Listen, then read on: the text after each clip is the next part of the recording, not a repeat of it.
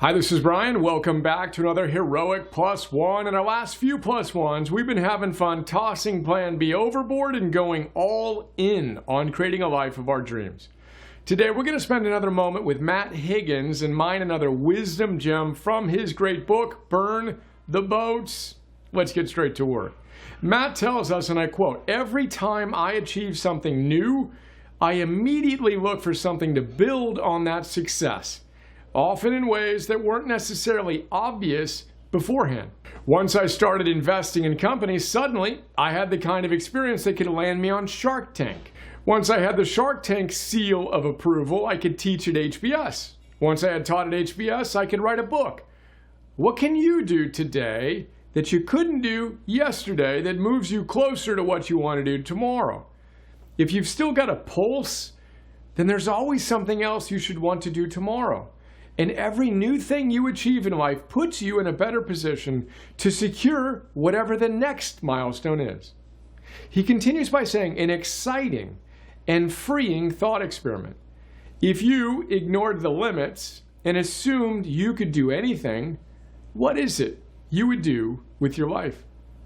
Now that's from chapter number 7, Consolidate Your Gains, which is the first chapter in part 3 of the book. Part 1, Get in the Water. Part 2, No Turning Back. Part 3, Build More Boats. And as I read that, I thought of Arnold Schwarzenegger for a couple of reasons. First, Arnold wrote a blurb for this book, and he has some very strong thoughts on Plan B. We'll talk about his thoughts on Plan B in our next Plus One. Spoiler alert, Arnold hates Plan B. And in his great book, Be Useful, Arnold echoes this wisdom when he tells us there's a story about Sir Edmund Hillary, the first person to summit Mount Everest. When he came back down to base camp, he was met by reporters who asked him what the view was like at the top of the world. He said it was incredible because while he was up there, he saw another mountain in the Himalayan range that he hadn't climbed yet. And he was already thinking about the route he would take to summit that peak next.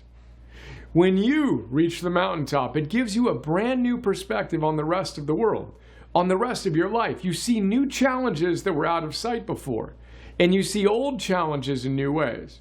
With this huge victory now under your belt, they all become conquerable, end quote.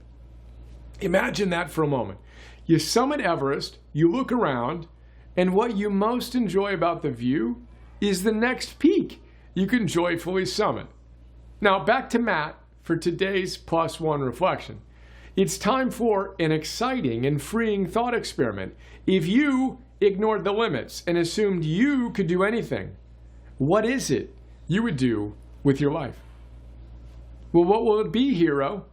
Seriously, pause, flip the switch, invite the best, most heroic version of yourself to join us for a little thought experiment. Take a deep breath, chest up, chin down, calm, confident.